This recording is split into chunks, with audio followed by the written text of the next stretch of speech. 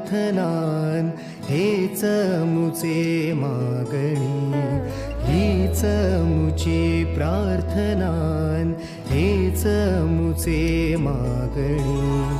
माणसाने माणसाशी माणसासम वागणे,